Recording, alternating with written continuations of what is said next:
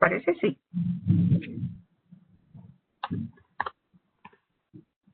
De acuerdo. Perfecto.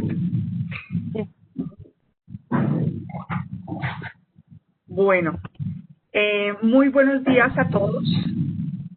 En nombre de PricewaterhouseCoopers queremos darles las gracias a ustedes por participar en esta convocatoria.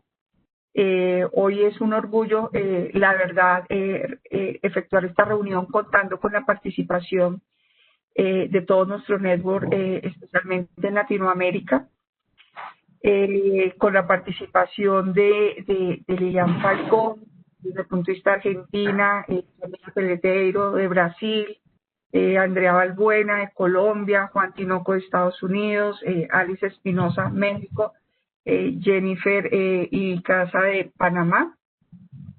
No sé si se me quedó por ahí, creo que María Victoria. Aquí está. Sí, perfecto. Entonces, primero que todo, muchísimas gracias a ustedes por participar en esta reunión.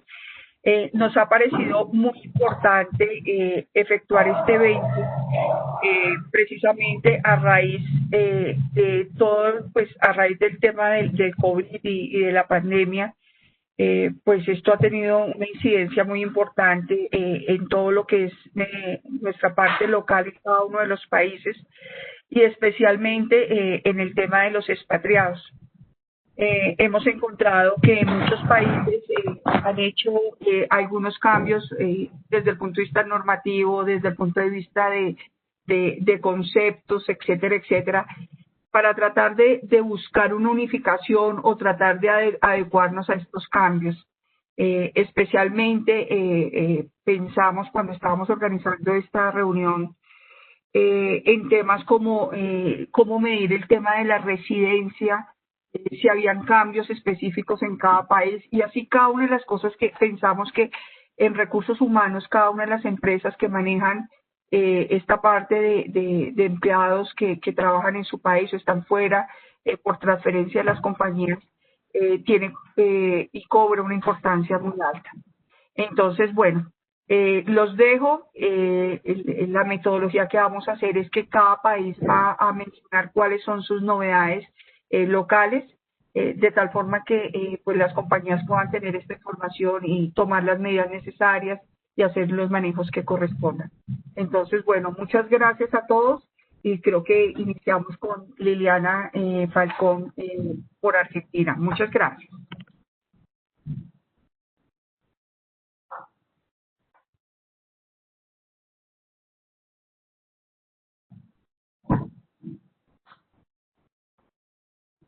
Bueno, buen día a todos. Espero que me escuchen bien. Ahora que entiendo que van a seguir la presentación de Argentina, podemos arrancar. Muchas gracias por participar y bueno, trataremos de comentarles los temas impositivos y novedades en otros aspectos con motivo de la pandemia y también en Argentina, especialmente con respecto al cambio de gobierno que hemos tenido recientemente.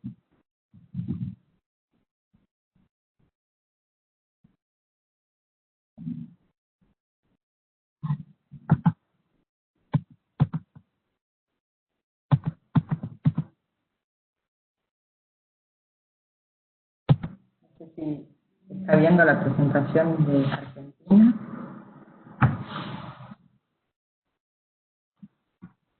Sí lo vemos, Lilian.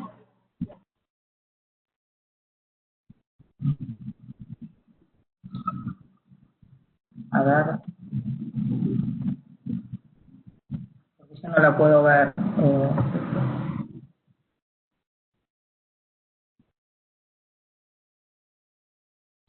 Bueno, comienzo con los temas de Argentina. En principio en Argentina no han habido novedades específicas vinculadas con la pandemia.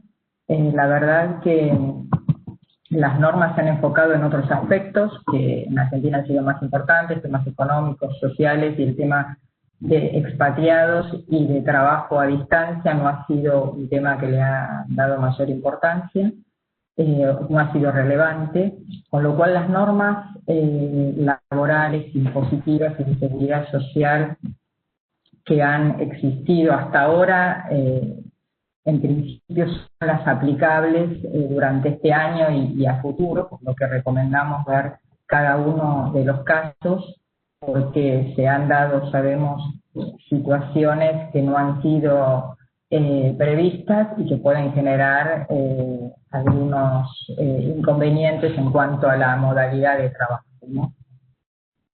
Luego, sí han habido algunas situaciones que han mejorado desde el punto de vista tanto migratorio, impositivo, se han generado muchos trámites de forma online. Esto ha ayudado a cerrar algunos aspectos en cuanto a temas impositivos, temas migratorios, que permitieron avanzar. Por ejemplo, las visas se estuvieron renovando cada 30 días, aquellas que iban venciendo, y recién ahora se están abriendo para algunos trámites. En el caso de los trámites impositivos, las agencias han comenzado a abrir, y esto es importante porque en Argentina, si bien hay mucho trámite online, algunos se necesitan hacer de forma presencial, y esto hacía dificultoso poder avanzar con presentaciones de declaraciones altas y bajas. Y con respecto a seguridad social, han habido beneficios para las compañías, más que nada por un tema de costos y dificultades para afrontar los costos de seguridad social, con algunas exenciones, pero luego que salieron los beneficios, lo que ha ocurrido es que ha habido muchos requisitos adicionales para poder gozar de estos beneficios, que hacían que en la práctica era difícil el acceso a los beneficios. Bueno, volviendo a los temas de expatriados, vamos a separarlo en inbounds y outbounds, es decir, los extranjeros que vienen a Argentina, y outbounds los argentinos que van al exterior, porque realmente en Argentina existe un tratamiento muy claro para cada grupo. Si bien no hay muchas normas especiales para expatriados, sí tenemos normas de residencia para los que vienen a Argentina y cuando la pierden los argentinos que se van al exterior, y esto es importante tenerlo en cuenta porque hoy en día se requiere información para determinados trámites que sustente el tipo de residencia fiscal. Como norma general hay tres grupos de residentes: residentes, no residentes y beneficiarios del exterior. Vamos a definir cada uno de estos grupos. Los residentes son los argentinos trabajando en Argentina, las personas de nacionalidad extranjera que hubieran obtenido residencia migratoria permanente, cualquier extranjero que viene a trabajar, no específicamente por trabajo, sino que viene a Argentina a quedarse, y cuando tienen residencia migratoria permanente ya son residentes. Los extranjeros también que con residencia temporaria migratoria se hayan quedado en el país más de 12 meses, una vez que superan los 12 meses pasan a ser residentes. Y aquí sí tenemos el caso de los expatriados, que son residentes solo si vienen con asignaciones internacionales, con carácter indeterminado o sin un tiempo fijo. Y ahora vamos a ver por qué. Y luego tenemos que tener previstos qué dicen las normas de los convenios para evitar la doble imposición cuando viene alguien de un país con convenio o va a un país con convenio. Dentro de Latinoamérica no tenemos muchos convenios. Tenemos convenio con Chile, el convenio con Uruguay, con Brasil, con lo cual a veces es difícil, con México tenemos también, es difícil buscar excepciones o beneficios cuando hay mucho movimiento dentro de Latinoamérica. Bueno, continuando con el tema de residencia fiscal, ahora sí vamos a definir los no residentes, y esto es específicamente para los expatriados, son los extranjeros que vienen a Argentina por menos de 5 años. Esto es importante que vengan por menos de 5 años porque luego vamos a ver las implicancias de ser residente, y también porque no dice la norma que por los primeros 5 años y a partir del sexto pasan a ser residentes, sino que tienen que venir por menos de 5 años. Si se quedan 6 o 7, el fisco está en su derecho de decir que no se cumplió ese requisito y que podría reclamar el impuesto como residente desde el inicio. No hemos tenido casos porque hasta ahora el fisco no se ha enfocado en el tema de residencia, pero sí es un tema que hay que tener en cuenta. En general tratamos de que las cartas sean claras, cartas de asignación por 4 años, y si se quedan más tiempo tendríamos que ver qué sustento tenemos para justificar esta extensión, si bien, como dije antes, no tuvimos casos en que tendríamos que salir a justificarlo frente al fisco. Y luego tenemos un último grupo, que son los beneficiarios del exterior, que esta es la denominación técnica de la ley, que es aquel argentino que pierde la residencia fiscal. No se denomina no residente, de vuelta los no residentes están limitados a los extranjeros que vienen por menos de 5 años, sino que el argentino que se va al exterior y pierde residencia es beneficiario del exterior. También el extranjero que está en Argentina y se va al exterior, termina su asignación, es beneficiario del exterior. Y también aquellos que vienen por menos de 6 meses, que vienen a trabajar por 3, 4 meses o por menos tiempo, califican como beneficiarios del exterior. Ahí hay una mención al tema de la extensión de la asignación. Este es un tema importante porque el tema de residencia fiscal no solo tiene impacto en el impuesto a las ganancias, sino hoy en día, esto es un cambio en la norma que vamos a comentar, también en bienes personales, y podría tener un impacto significativo si pasarían a ser residentes. ¿Cuáles son los aspectos impositivos? El residente tributa, como pasa en la mayoría de los países, como sobre renta mundial, fuente argentina y fuente extranjera. Lo importante es que fuente argentina es el ingreso vinculado con el trabajo en el país y no importa dónde se pague. El lugar de pago del salario no cambia la tributación. La tributación está dada por dónde está la persona trabajando. Con lo cual, fuente argentina son ingresos por el trabajo en Argentina o por inversiones en Argentina, y fuente extranjera son ingresos por trabajo realizado fuera del país o por inversiones obtenidas en el exterior. Esto es importante porque muchas veces, en el caso de expatriados lo sabemos, los inbounds cobran el salario en el exterior y este salario no es fuente extranjera, sino que es fuente argentina. Luego, como decía antes, hay otra implicancia para los residentes, y esta es importante porque es novedosa, porque fue modificada la ley de bienes personales, el impuesto sobre los bienes personales en diciembre.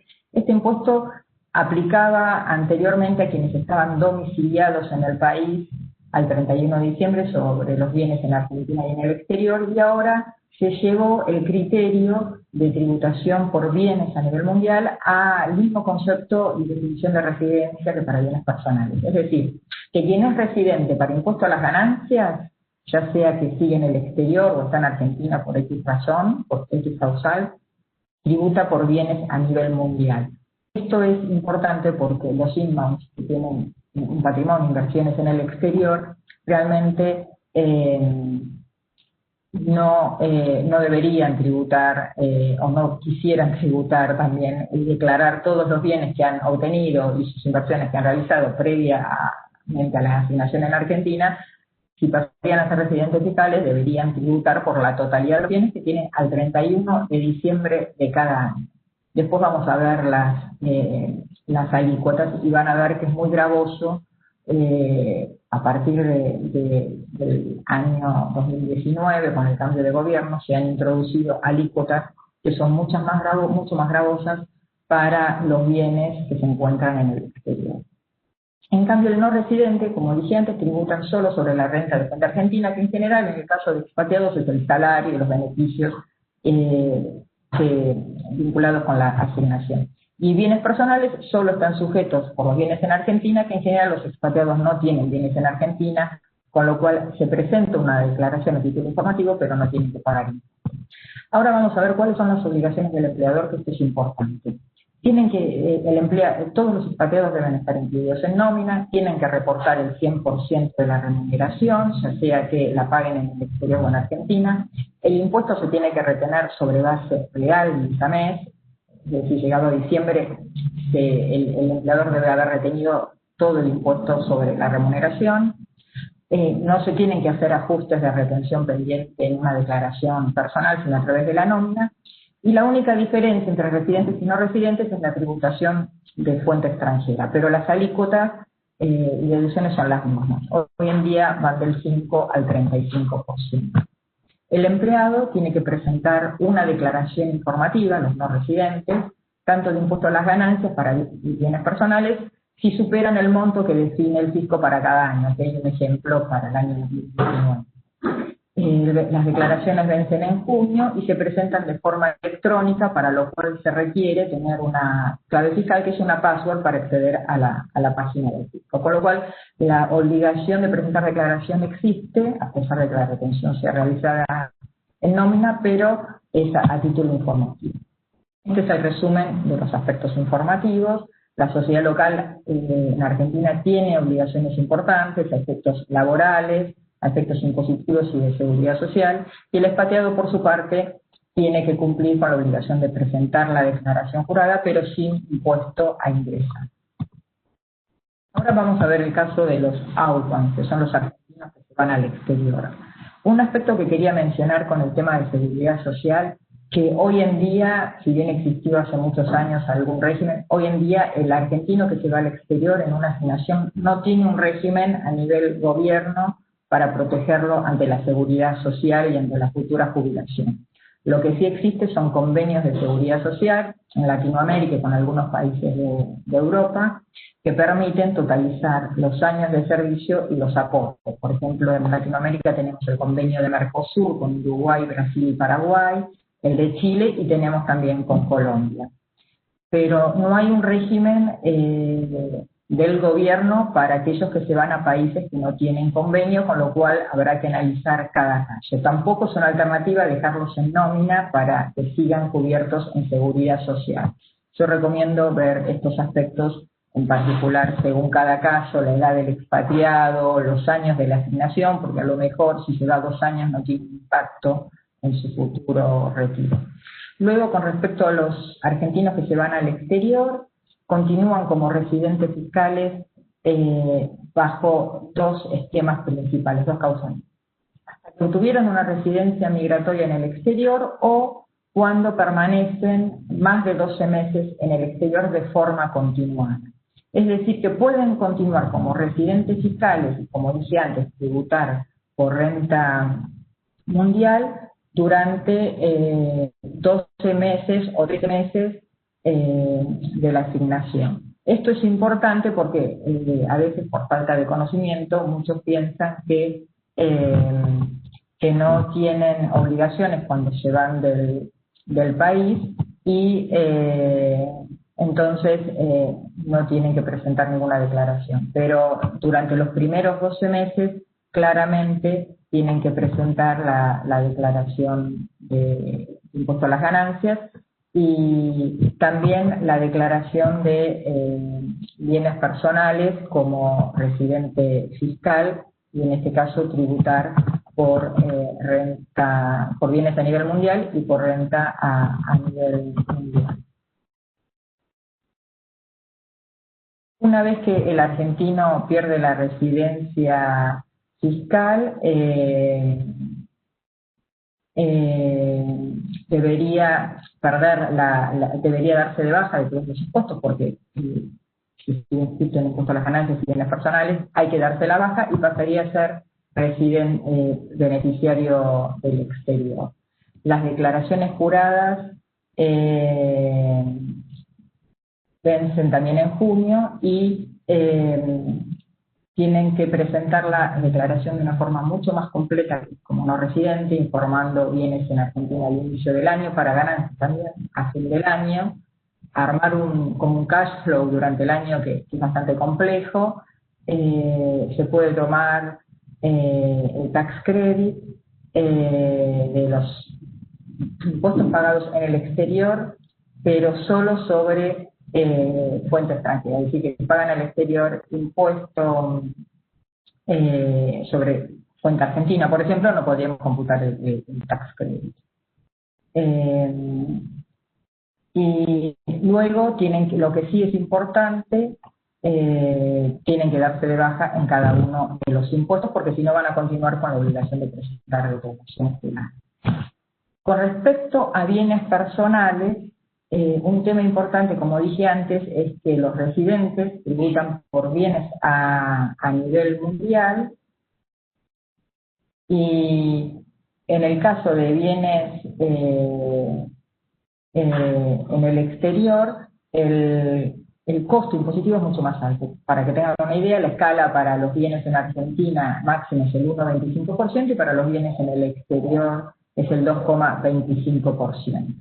Entonces, este es un tema importante que a lo mejor no se tiene en cuenta. Bueno, y luego, como para resumir, en las escalas de impuesto a las ganancias, justamente esta semana creo se han incrementado las bases en un 35%, con lo cual, si bien la inflación en Argentina ahora es mucho mayor, ha llegado casi a un 50%, pero a partir de enero 2021 las alícuotas siguen siendo del 5 al 35%, pero se van a incrementar hasta las bases imponibles, los 762.000 pesos de renta neta se va a incrementar en un 35%. Y en el caso de bienes personales, por el momento se van a mantener las alícuotas porque la reforma fue en diciembre de 2019, con lo cual se espera que se mantengan. No obstante, quisiera comentarle algunas novedades con respecto a ganancias y, más que nada, vinculado con bienes personales, se está incrementando el costo impositivo para quienes tienen bienes, sobre todo en el exterior, con un nuevo impuesto, que es el impuesto a la riqueza. Se dice que es por única vez, pero no sabemos, todavía ya fue aprobada la ley, pero no ha sido publicada, y esto aplicaría a residentes y no residentes que tienen patrimonios superiores a 200 millones de pesos, que serían aproximadamente a 2 millones de dólares, con una tasa que es bastante significativa para los bienes en el exterior, además de bienes personales. Es decir, que tenemos el impuesto sobre los bienes personales y se agrega otro impuesto más. Esto va a salir dentro de poco y entendemos que aplicaría ya para el 2020, por eso no recomendamos al personal expatriado que adquiera el carácter de residente fiscal. Y un tema final para comentar es que tengan en cuenta en Argentina hay restricciones cambiarias, siguen siendo muy importantes.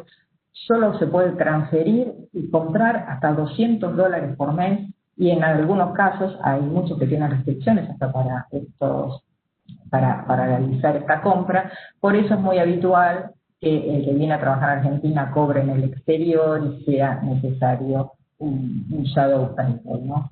Entonces, este es un tema, no es impositivo, pero hoy el tema cambiario es un tema del día, así que yo creo que deberían tenerlo en cuenta en cualquier tipo de asignación. Así que bueno, por Argentina ya está, les doy para que sigan mis compañeros y no demorar más la presentación. Así que bueno, muchas gracias.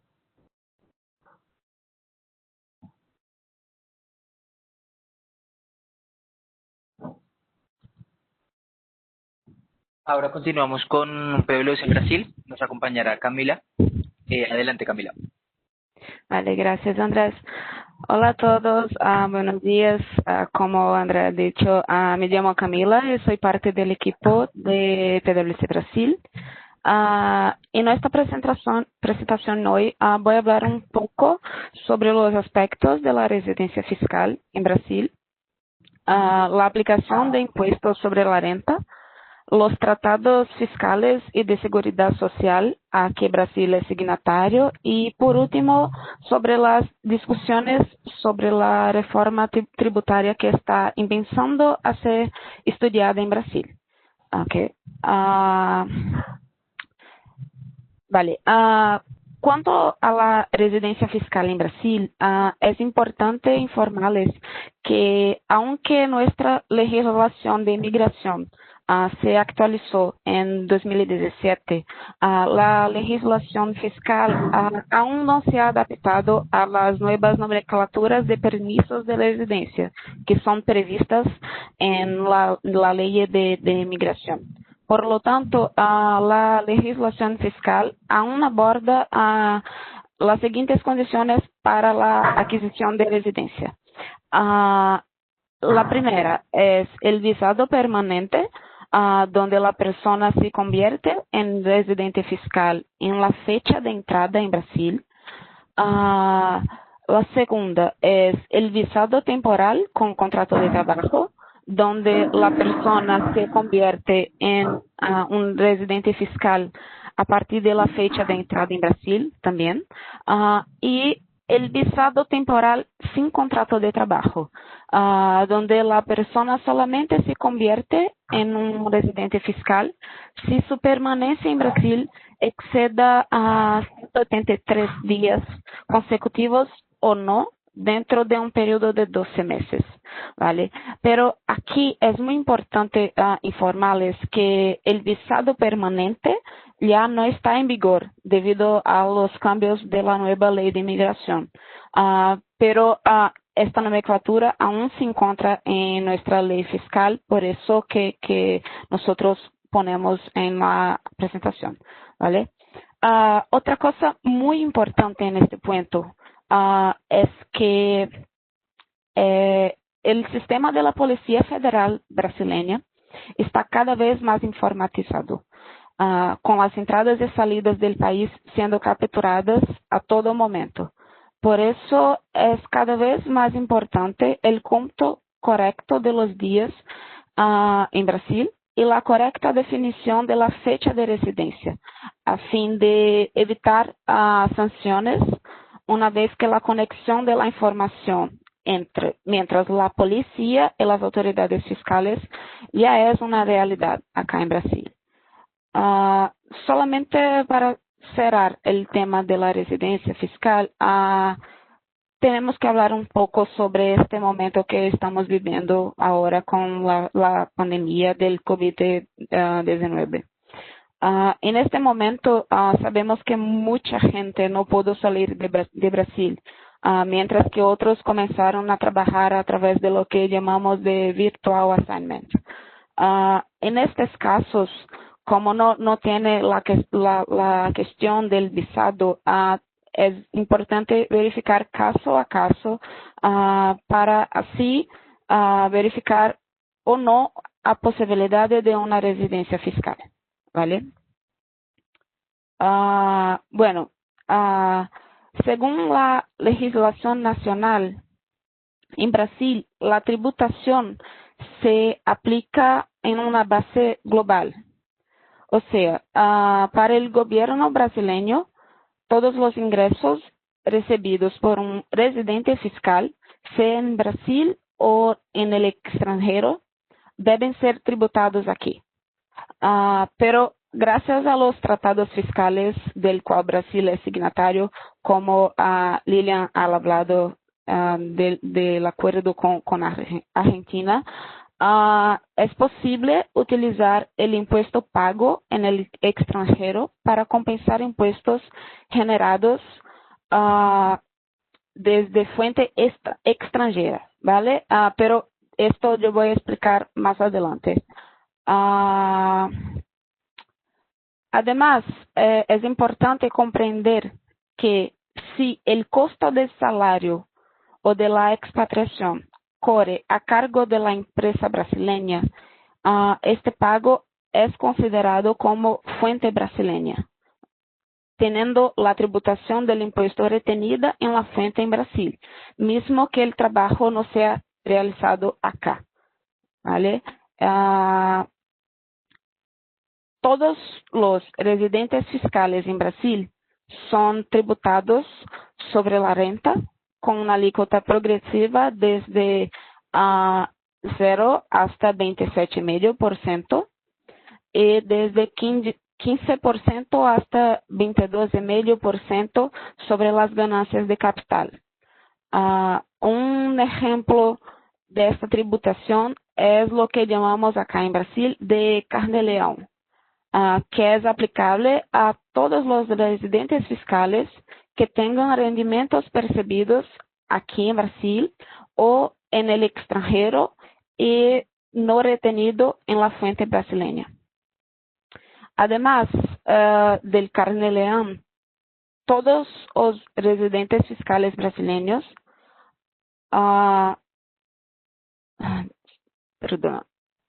todos los residentes fiscales brasileños tienen más dos obligaciones fiscales, ¿vale? La primera es la entrega de la declaración anual de impuesto de renta y la declaración del Banco Central brasileño. La declaración anual de impuesto de renta es, en la declaración nosotros informamos al gobierno brasileño sobre todos los rendimientos percibidos por los residentes brasileños, así como todos los impuestos pagos dentro de cada año de residencia fiscal. Mediante estas informaciones es posible verificar si la persona ha pagado todos los impuestos aplicables a ella, ¿vale? En caso de tributación a mayor, la declaración va a resultar en una restitución de impuesto, y en caso de tributación a menor, la declaración resultará en un impuesto a pagar.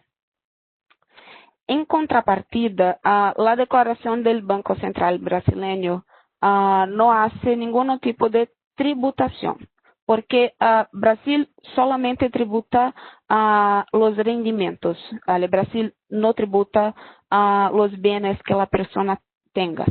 Entonces, esta declaración es una declaración informativa para el Banco Central brasileño sobre los bienes que los residentes fiscales tengan en el extranjero.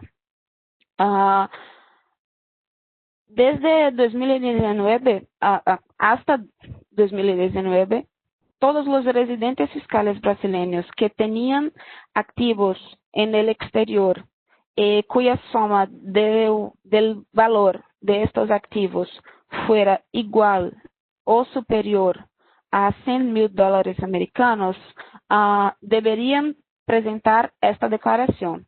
Pero desde este año, desde 2020, el límite aumentó de $100,000 a $1 millón americanos, ¿vale?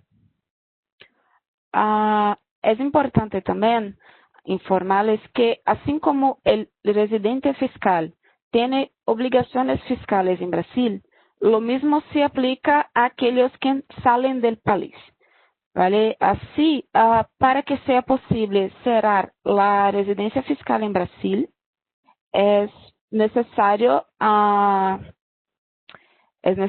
que la persona cumpla dos obligaciones fiscales, que son la entrega de la comunicación de salida definitiva y la entrega de declaración la entrega de la comunicación de salida definitiva y la entrega de la declaración de salida definitiva. Con la entrega de estas dos obligaciones, la persona cumple los requisitos necesarios para la formalización de la salida fiscal, no más teniendo que pagar impuestos en Brasil sobre sus ingresos del exterior. Todavía es importante tener en cuenta que los residentes fiscales pueden recibir ingresos, los no residentes fiscales, pueden recibir ingresos de las empresas brasileñas. En caso eso suceda, es necesario que la empresa realice los cambios en la fuente, considerando que el impuesto aplicable a los no residentes tiene una alícuota fija de 25% y no la alícuota progresiva que hablamos anteriormente. Perdón. Creo que... Vale. Como hablamos antes, a pesar de en Brasil la tributación tener una base global, nuestro país es signatario de diversos tratados fiscales que tienen como finalidad prevenir la dupla tributación, así asegurando la posibilidad de utilizar aquí los impuestos pagos en otro país. Desde que exista un tratado entre Brasil y este país, ¿vale? Aquí tenemos, en este slide tenemos todos los países con quien Brasil tiene tratados fiscales, como Argentina, Chile, Ecuador, México, Perú, Venezuela, de entre otros. Tenemos también la reciprocidad de tratamiento, que ocurre cuando un país acepta la compensación de impuestos con Brasil, mismo que no exista un tratado fiscal. Hoy tenemos la reciprocidad formal con Alemania, Estados Unidos y Reino Unido. Pero para otros países tenemos que observar las reglas internas caso a caso para verificar si puede o no hacer la reciprocidad, ¿vale? Además de los tratados fiscales, Brasil es signatario de algunos tratados de seguridad social que son utilizados para evitar la doble obligación de recaudación de cotizaciones sociales para ambos los países. Tenemos aquí también en este slide todos los países con quien Brasil es signatario de estos tratados hasta ahora, ¿vale? Entonces, tenemos tratados multilaterales, que son los tratados del Mercosur, el Iberoamericano, y tenemos también tratados bilaterales con estos países que ustedes pueden ver en el slide, ¿vale? Por fin, me gustaría de hablar un poco sobre la reforma tributaria en Brasil, que aún está en estudio. En 2019, el gobierno brasileño presentó un proyecto de reforma tributaria para el país, que va a se dividir en 4 fases, donde las disposiciones sobre las personas físicas estarán en la tercera fase. Todavía estos no se ha presentado, ¿vale? Entonces, hasta ahora se sabe mucho poco sobre las propuestas de esta reforma, pero ya sabemos que la tributación de dividendos, por ejemplo, es una propuesta que debe presentarse en la primera fase. Como yo he dicho para ustedes, este es un tema sobre el cual vamos a tener muchas discusiones y que solamente vamos a tener informaciones concretas en el futuro, porque aún está en estudio, esto todo está siendo muy discutido hasta ahora, ¿vale? Entonces, creo que para Brasil no tenemos muchas novedades en esta cuestión de la tributación, pero eso es que lo que tenemos para presentar para ustedes. Muchas gracias a todos. Espero que tengan disfrutado de la presentación. Yo y todo el equipo de PwC Brasil quedamos a su disposición para cualquier duda, ¿vale? Muchas gracias. Voy a pasar la palabra para Andrea, nuestra colega de Colombia. Correcto, ahora continuaremos con PwC Colombia. Ya estamos Andrea Bolívar. Adelante. Gracias, Camila. Bueno, muy buenos días a todos. Muchas gracias por acompañarnos. El contexto actual en Colombia, pues muchos de los presentes sabemos la situación que estamos viviendo actualmente en el país, derivada de la pandemia. Actualmente el gobierno ha tenido mayor gasto público por los programas de ayuda a las empresas y a los particulares. Debido a la pandemia hubo una caída en los ingresos tributarios que se esperaban durante el año. Para que el gobierno pudiera apoyar a los empresarios y pudiera dar el apoyo al empleo formal, el apoyo a la prima, tuvo que acudir a deuda pública. Entonces, en este momento el gobierno colombiano está más endeudado de lo que esperaba. Tenemos un aumento en el desempleo en Colombia, aproximadamente estamos en un 14%, y pues hay una pequeña amenaza de pérdida de grado de inversión. Las calificadoras internacionales han indicado que si el crecimiento económico en Colombia sigue en caída, es posible que la calificación internacional de grado de inversión de Colombia disminuya, lo cual sabemos no es positivo porque a menor calificación, menos inversión internacional tendría el país. Ese es el contexto económico actual, de manera que hemos escuchado mucho en noticias que se viene una reforma tributaria en 2021. Extrañamente, hace 2 días el presidente indicó que no era momento de reforma tributaria, pero el ministro de Hacienda, varios gremios han dicho que sí va a haber reforma tributaria, de manera que estamos en un sí y un no, pero más que todo el ministro de Hacienda es el que ha salido a decir que sí va a haber reforma. En este momento hay una comisión de expertos tributarios, son 5 personas que están dedicadas exclusivamente a analizar el estatuto tributario colombiano y a proponer cambios en la tributación en Colombia. Entonces, ¿qué pasaría si en 2021 tenemos una reforma tributaria? Como la ley tributaria no es retroactiva, quiere decir que va a comenzar a ser aplicable a partir del 1 de enero de 2022. Entonces, eso es clave tenerlo en cuenta, porque cuando tengamos pues una nueva expatriación el próximo año, donde vamos a estar en año de discusión de reforma tributaria, tenemos que tener en cuenta que esas normas van a aplicar para este expatriado a partir del 2022. Siguiente. Bueno, ¿qué se puede venir en una posible reforma tributaria? De lo que sabemos y hemos escuchado en noticias, sobre todo es el ministro de Hacienda el que más ha mencionado el tema. Hoy en día ustedes conocen los alivios tributarios para personas naturales, en los últimos años se ha mantenido.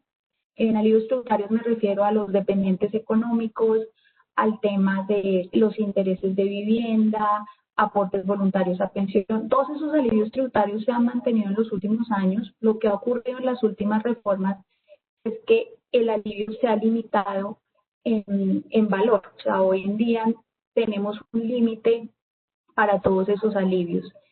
Precisamente eso es lo que está analizando la comisión de expertos. Aparentemente son muchos los alivios que se tienen en Colombia y es probable que se busque limitar aún más los alivios que tenemos.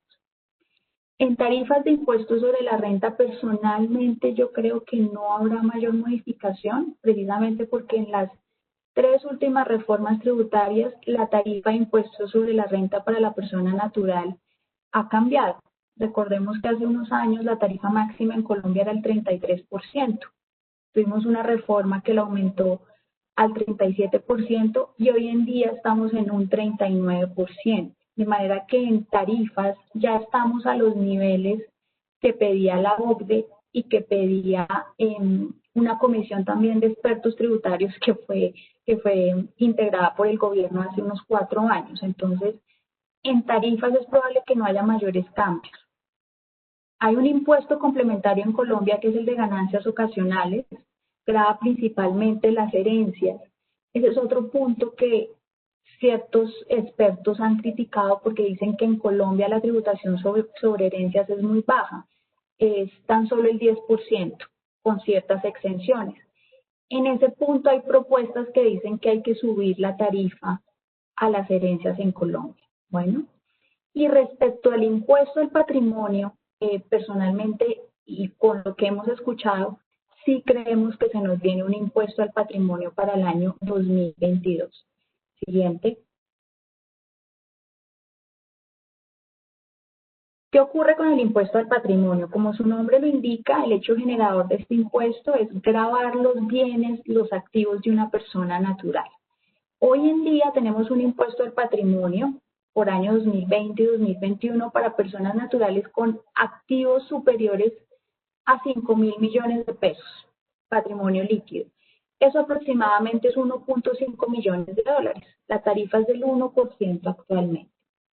¿Qué ha pasado en los últimos años y con tanta reforma tributaria que hemos tenido? Anteriormente el impuesto al patrimonio se llamaba impuesto a la riqueza, mucho antes se llamó impuesto a la seguridad democrática, de manera que lo que conocemos hoy como impuesto al patrimonio ya lleva varios años en Colombia y le genera un recaudo importante al gobierno. Lo que creemos que va a pasar es que para 2022, cuando tengamos una reforma tributaria en 2021, es probable que se prorrogue el impuesto al patrimonio. Que hemos escuchado que el umbral podría bajar, quiere decir esto que van a ser más personas las obligadas, porque no son solo los de 5.000 millones de pesos. Lo que escuchamos en un momento es que se propuso por unos gremios que fueran personas con patrimonios superiores a 3.000 millones de pesos. De tarifa aún no conocemos las propuestas, pero esto es importante que lo sepamos en el evento de una expatriación el próximo año. O sea, como Lilian lo mencionó, allá se llama impuesto a los bienes personales, aquí lo llamamos impuesto al patrimonio.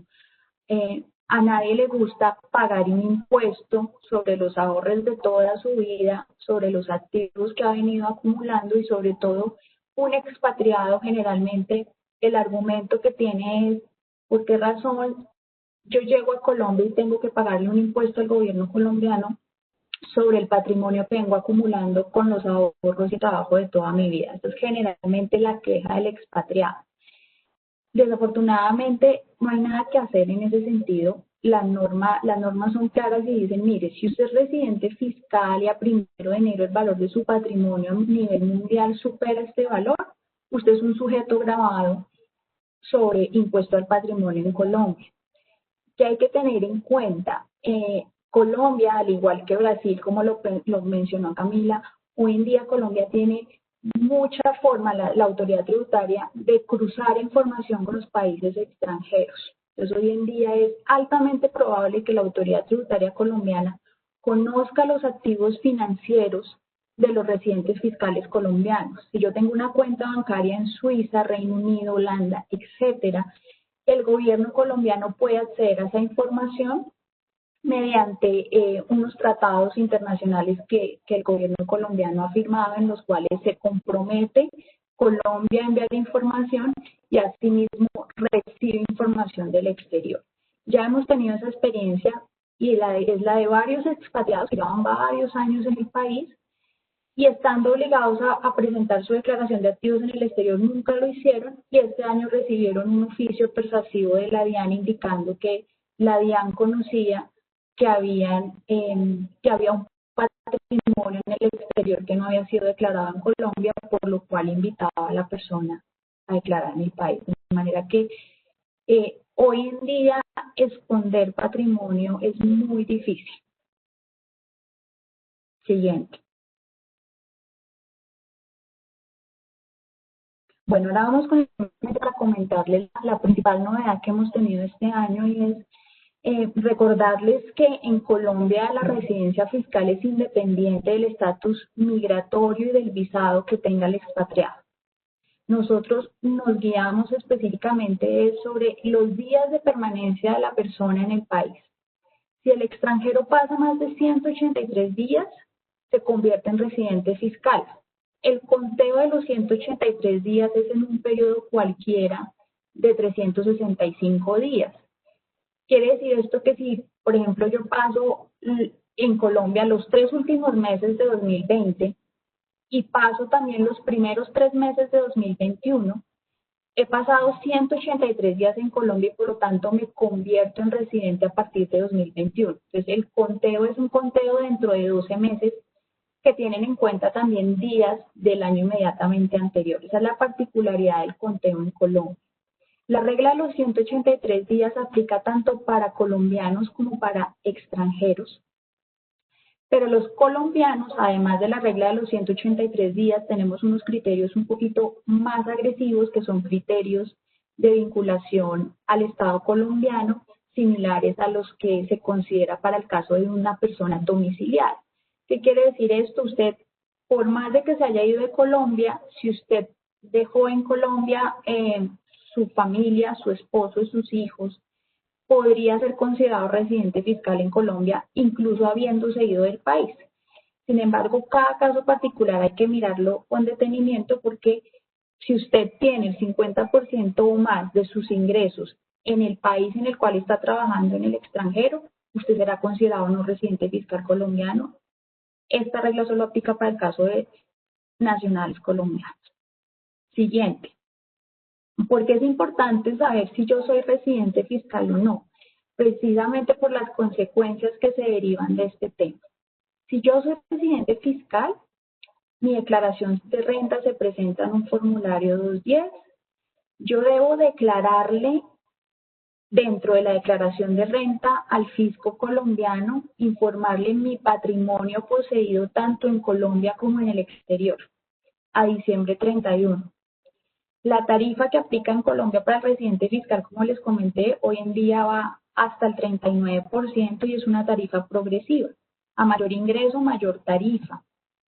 Aplican cedulación los residentes fiscales. Esto es una novedad de 2 reformas tributarias anteriores, y es que hoy en día la persona cuando presenta su declaración de renta tiene que dividir sus ingresos por tipo, por el ingreso laboral, ingreso de dividendos, rentas de capital, rentas no laborales, y cada uno de esos ingresos tiene una depuración particular. Anteriormente eso no ocurría en Colombia, yo simplemente presentaba una declaración en donde sumaba todos mis ingresos, depuraba mis alivios tributarios aplicándose a la sumatoria de esos ingresos, y hoy en día no es así. Hoy en día es una división que precisamente el gobierno quiso hacer para controlar más que los alivios tributarios sean correctamente utilizados. Por ejemplo, yo no puedo utilizar una deducción de dependientes económicos para disminuir mis ingresos por dividendos. En eso consiste la cedulación en Colombia, división de ingresos. El residente fiscal está gravado por ingreso de fuente mundial, entonces este expatriado, como que muchos de nosotros atendemos, es una persona que si tiene un ingreso en otro país, ese ingreso va a entrar a tributar en Colombia. Particularmente en nuestro país no es necesario contar con un convenio de doble tributación para aplicar el crédito fiscal. Tenemos una norma interna que permite descontar en la declaración colombiana el impuesto pagado en el exterior sobre esas rentas de fuente extranjera que van a tributar en Colombia. Pronto, contrario a lo que nos comentó la compañera de Brasil, acá no vamos a necesitar ni reciprocidad ni un convenio de tributación de por medio para yo poder decirle al expatriado que sí le voy a poder restar el impuesto que pagó en el extranjero. Y por último, además de la declaración de renta, existe una declaración informativa en Colombia que se llama la declaración de activos en el exterior, que aplica solo para el residente fiscal y es una declaración de tipo informativo. Ahí usted le desglosa a la autoridad tributaria todos los activos que tiene en el extranjero por tipo, por país e indicando el valor que tiene el activo. Si bien esta declaración es informativa, se presenta el mismo día que se presenta la declaración de renta, o sea, tiene el mismo vencimiento, no genera impuesto a cargo, pero es muy importante tener en cuenta que si no se presenta, se genera una sanción. ¿Sí? Entonces, por más de que no haya impuesto a cargo, si la persona olvida presentar su declaración de activos en el exterior, va a estar incurso en una sanción por no presentar o por extemporaneidad en la declaración. Eso es importante porque, como les comentaba, hay algunos expatriados renuentes a declarar sus activos en el extranjero. Por X o Y razón no les gusta hacer eso. El problema es que si no lo hacen van a incurrir en multas y, como les comenté, hoy en día para la autoridad tributaria colombiana no es difícil detectar que uno tiene un patrimonio en el exterior. El no residente fiscal, como les comenté, sería la persona que no pasa 183 días en Colombia y esa persona, pues las consecuencias son, presenta su declaración en un formulario distinto.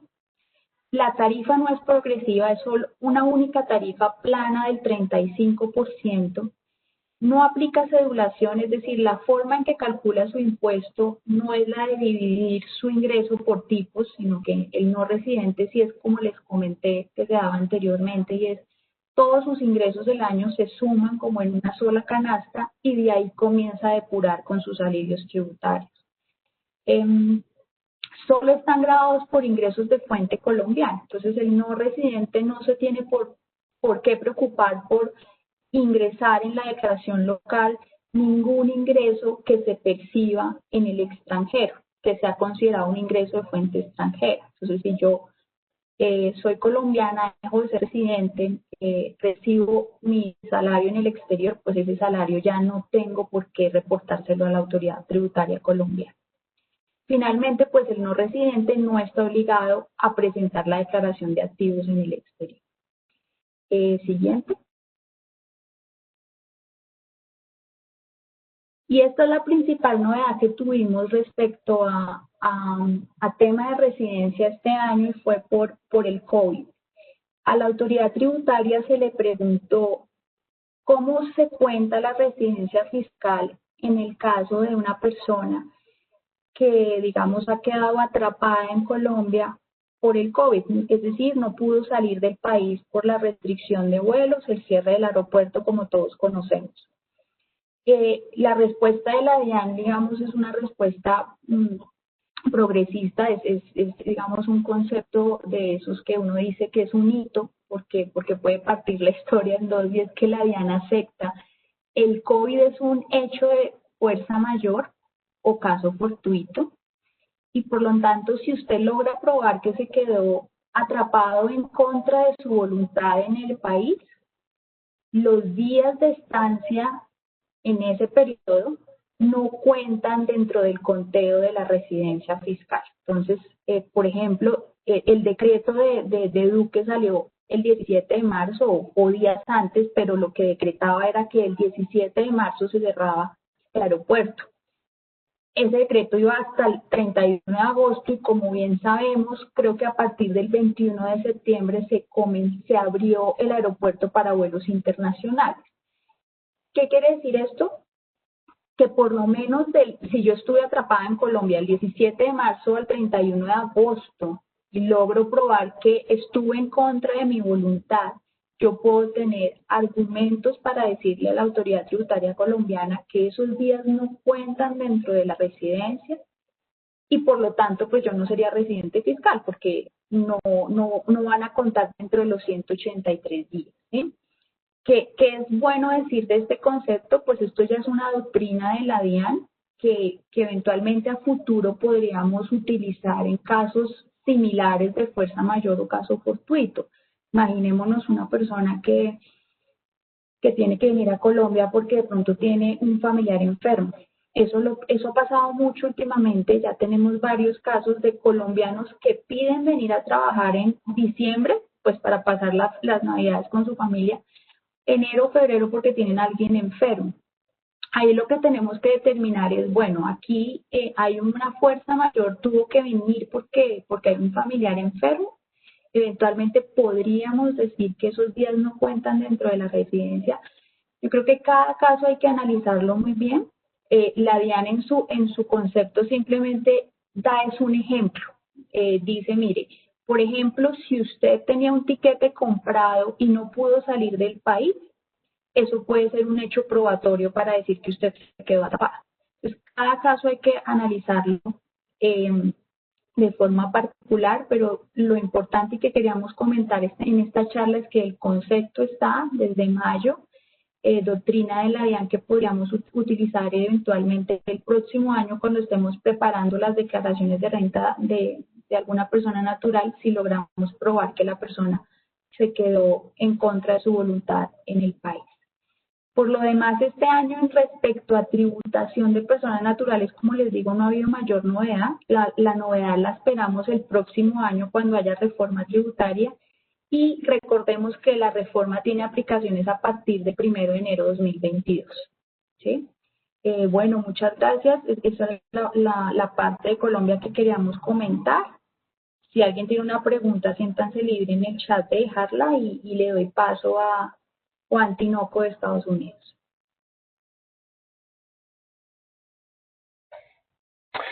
Muchas gracias, Andrea. Buenos días, buenas tardes a todos. Mi nombre es Juan Tinoco, soy un director de impuestos de PricewaterhouseCoopers, basado aquí en el estado de New Jersey. Conozco muy bien a este grupo presentando hoy y me siento muy contento de poder participar en esta charla que espero sea muy informativa para todos. Creo que empezamos revisando un poquito la actualidad política en Estados Unidos. Yo creo que siempre es relevante. Como deben haber sabido, salimos de unas elecciones que, bueno, algunos incluso todavía argumentan que no están resueltas del lado americano.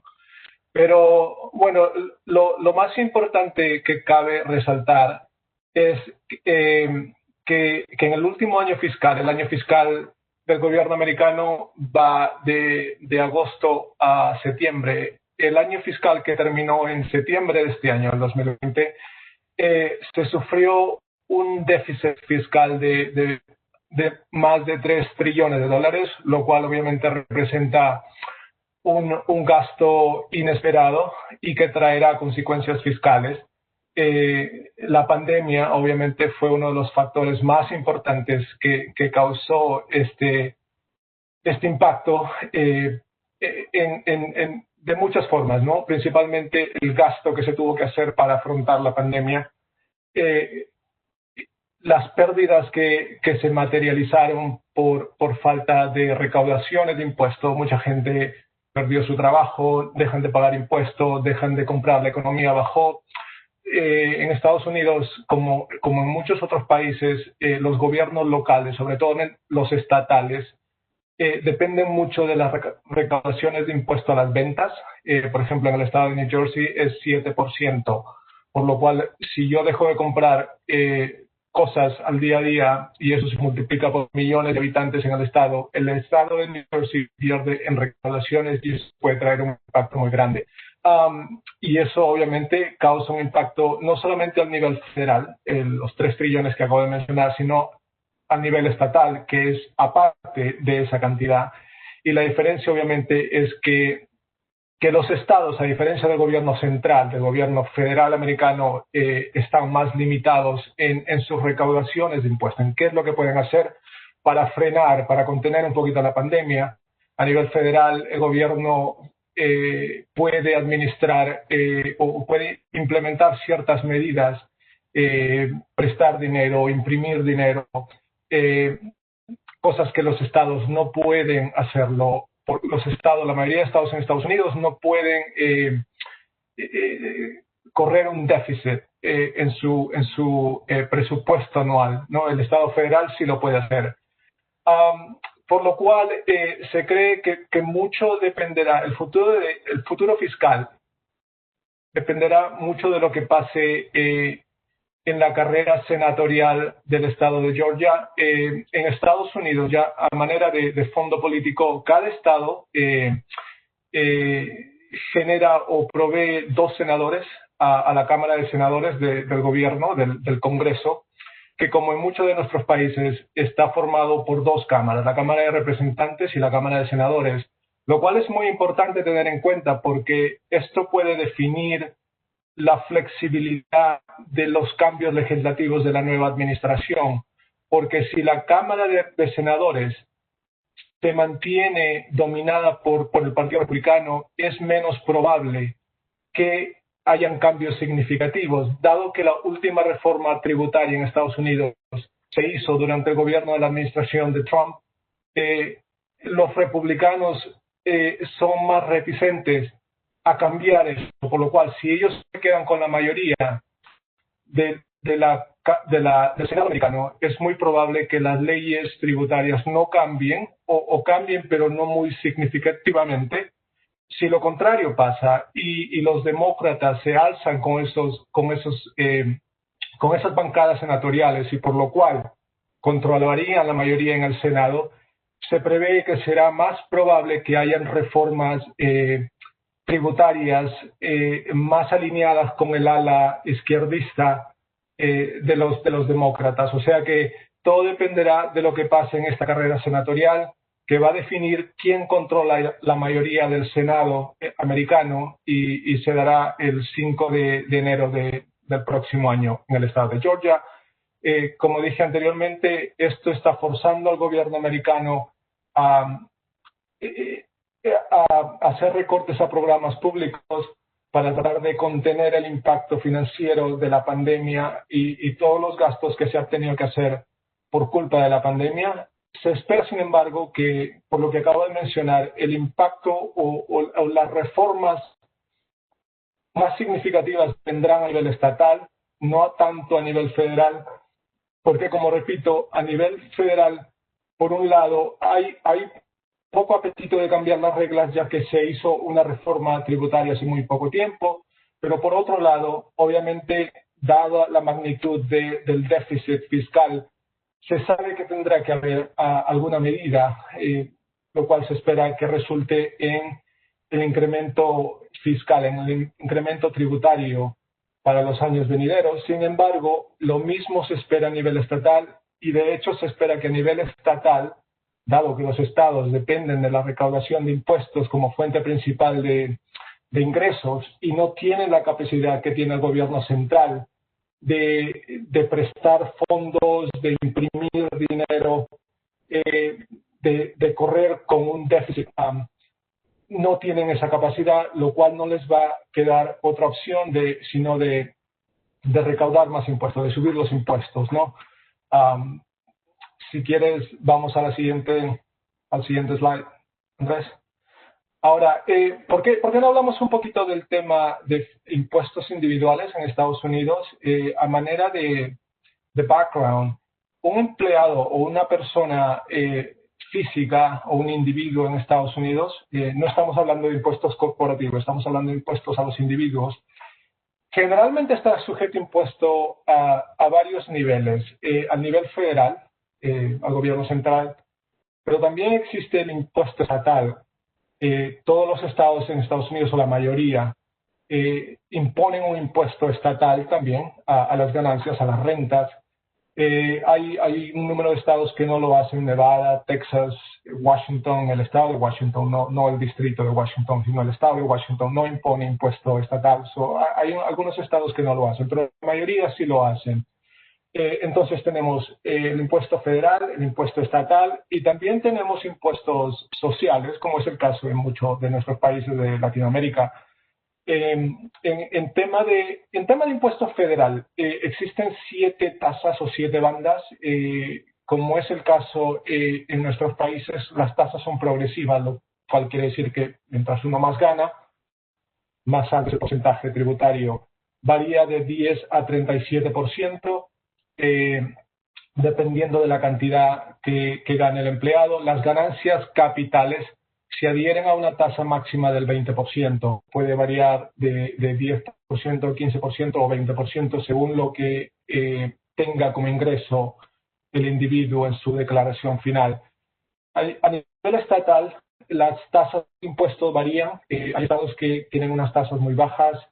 Por ejemplo, Pensilvania tiene una tasa de 3% fija, a diferencia de estados como New York o California, que tienen una tasa que porcentualmente puede llegar a 12, 13, incluso 14% anual.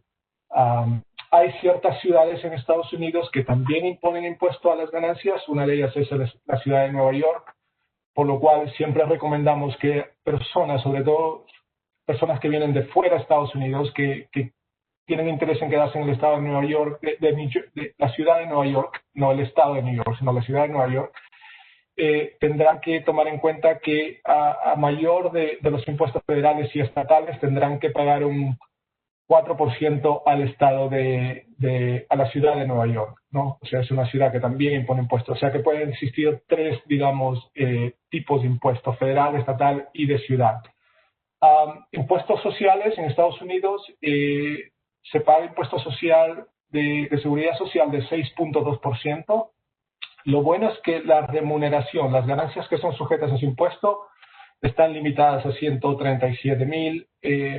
Para el 2020 cambiará, se alzará, incrementará probablemente para el próximo año. Y también se paga lo que es el Medicare a una tasa de 1.45%. la mala noticia es que este impuesto no tiene límite, o sea que si la persona gana más de 137.000 al año, toda esa cantidad va a ser sujeta a impuesto a Medicare. Y también existe el Medicare Surcharge, que es casi 1% sobre las ganancias que excedan $200.000. Y ahora vamos a la siguiente. Muy bien. Cambiando un poquito el tema y abordando un poquito el tema de la residencia fiscal en Estados Unidos, y nos vamos a centrar un poquito más en lo que son nacionales de otros países viniendo a trabajar a Estados Unidos y no tanto en los expatriados de Estados Unidos saliendo fuera, porque la ley en Estados Unidos es muy simple.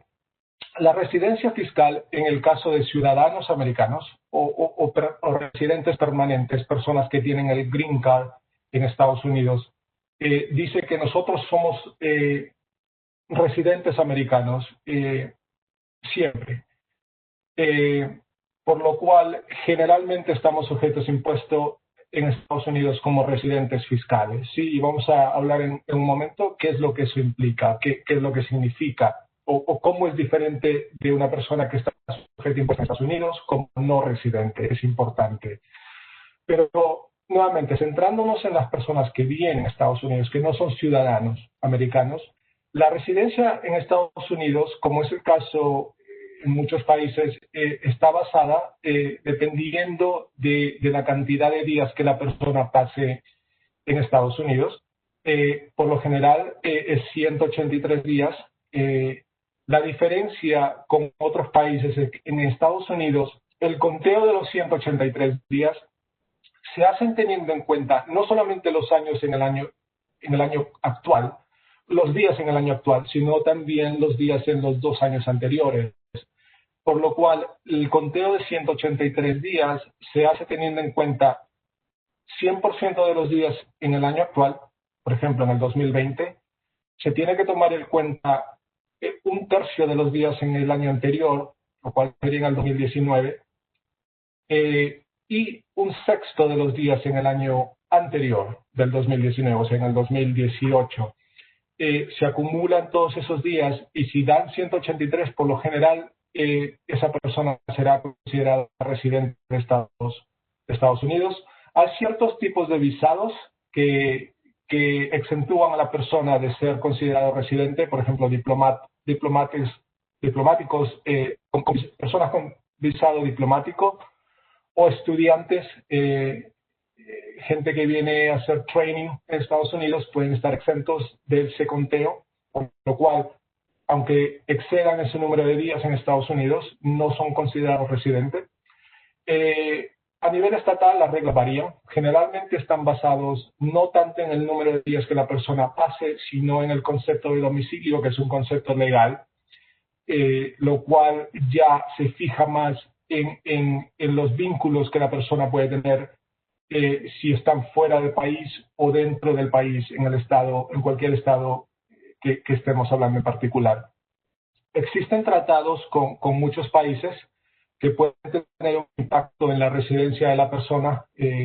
La persona puede venir a Estados Unidos a exceder 183 días, pero si es que las reglas en su país de origen le consideran residente, Estados Unidos, bajo el tratado, respetaría esas reglas y para evitar el escenario donde una persona es residente en 2 países, les permitiría ser no residentes en Estados Unidos. O sea que el tratado puede cambiar el tratamiento fiscal, digamos. Y otro dato importante que en Estados Unidos, por lo menos de momento, esto obviamente puede cambiar dado las consecuencias de la pandemia y la necesidad imperiosa que existe de recaudar fondos en el futuro, no existe impuesto al patrimonio, como sí lo hay en otros países que acabamos de mencionar, pero obviamente habrá que mantenernos al tanto de qué es lo que creo que cambia en los años venideros. Vamos al siguiente slide.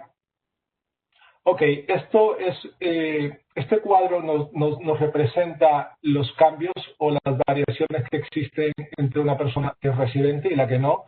Por lo general van en línea con lo que pasa en nuestros países. La persona que es residente, mirando a la columna del lado izquierdo, por lo general son sujetas a impuesto a nivel en sus ganancias mundiales, ¿sí? No solamente lo que generan de fuente estadounidense, sino lo que generen fuera del país. Existen ciertos mecanismos para evitar la doble tributación también, como es en el caso en Colombia. Existen créditos que se pueden dar, que se pueden otorgar, que están basados en la ley doméstica en Estados Unidos, o sea que no depende de si el país de origen tiene un tratado con Estados Unidos.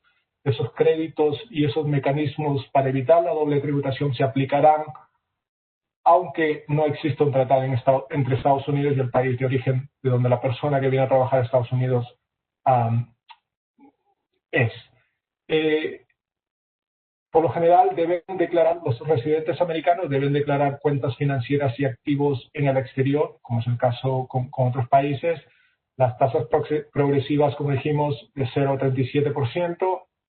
Hay muchas deducciones que se permiten cuando una persona es residente y presenta una declaración.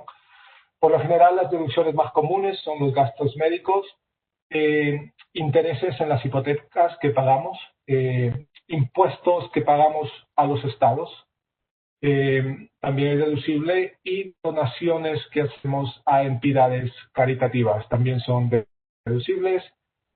Como mencioné, grava todas las ganancias, no solamente las que se generan en Estados Unidos, y también se aplican contribuciones sociales, como acabo de mencionar, con la salvedad de que puede haber convenios bilaterales entre Estados Unidos y el país de origen del empleado, y que permitirían que, a pesar de que una persona es residente de Estados Unidos, puede estar exenta de tener que contribuir, hacer las contribuciones de seguro social en Estados Unidos.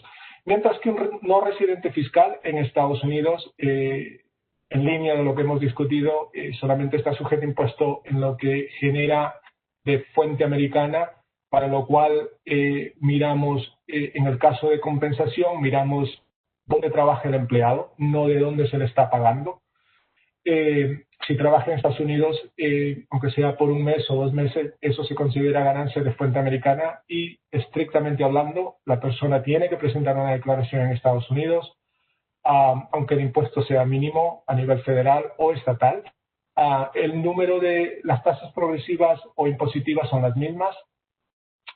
Por lo general, hay un número menor de deducciones que se permiten tomar en la declaración, y los impuestos sociales obviamente no dependen de la residencia, no tienen nada que ver con la residencia. O sea que si una persona viene de un país que no tiene un convenio bilateral con Estados Unidos a nivel de seguridad social, esa persona trabaje solamente 1 mes o 2 meses o 3 meses en Estados Unidos, esa parte de la ganancia de la compensación está sujeta a impuestos sociales también en Estados Unidos. Si quieres vamos al siguiente slide, Andrés.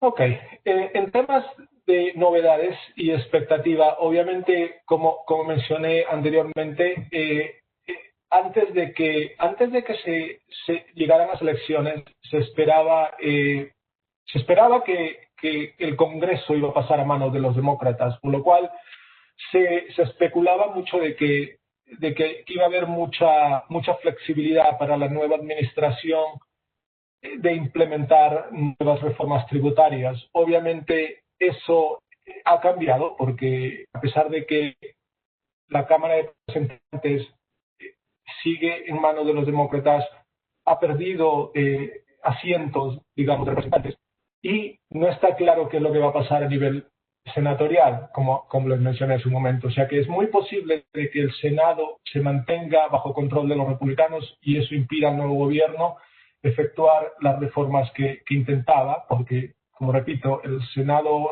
siendo republicano y habiendo ellos implementado la última reforma hace 3 años, serán más reticentes a querer cambiar esas reglas.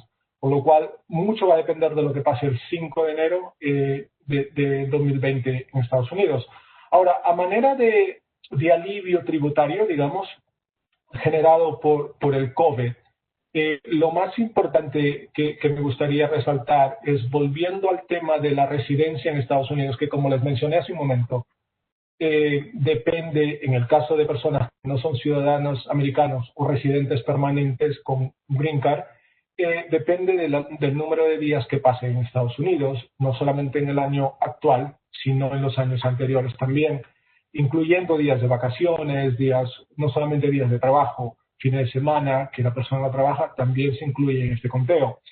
Ahora, la buena noticia a nivel de alivio, digamos, es que generado por el COVID, el gobierno americano implementó un alivio tributario que permitirá, es muy similar a lo que pasa en Colombia, permitirá que la persona excluya a un máximo de 60 días contiguos de presencia en Estados Unidos para propósito de este conteo de 183 días.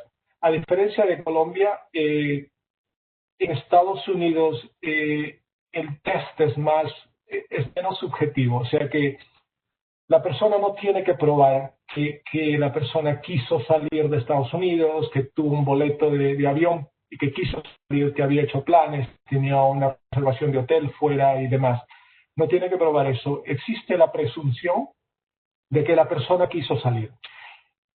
Y el único escenario que no le permitiría a una persona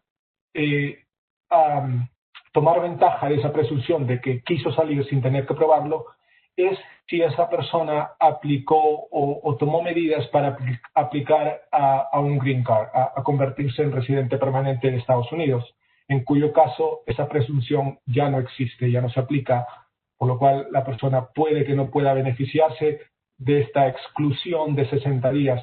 En el ejemplo que tengo aquí, si tenemos una ciudadana colombiana que visita Estados Unidos y llegó el 20 de enero y se quedó hasta el 30 de agosto del 2020, y asumiendo que no estuvo presente en Estados Unidos antes o después de estas fechas y tampoco ha aplicado por una residencia permanente en Estados Unidos, lo normal, lo que pasaría comúnmente en cualquier otro año es que esta persona, obviamente, ha tenido 224 días en Estados Unidos, por lo cual sería considerada residente en Estados Unidos, sujeta a tributación en todos los ingresos de cualquier fuente, pero dado este alivio tributario que ha promulgado el gobierno, en este ejemplo, la persona podría excluir 60 días, por lo cual, en vez de tener 224 días para propósitos del conteo, solamente tendría 164 días, lo cual le permitiría a Carla, en este ejemplo,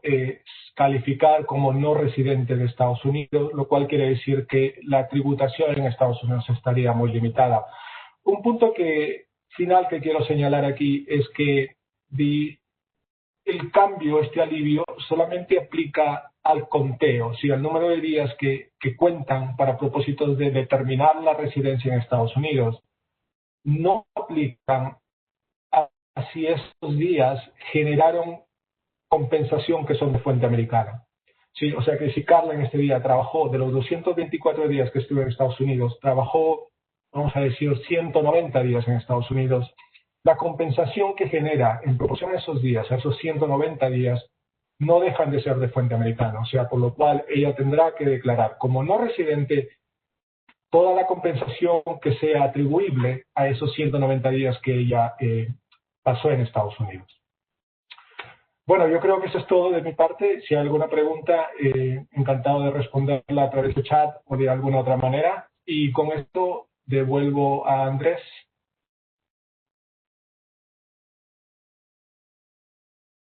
Muchas gracias, Juan, por tu participación. Ahora vamos a continuar con México. Sí, vamos a continuar con México. Va a estar como conferencista Alice Espinosa. Adelante.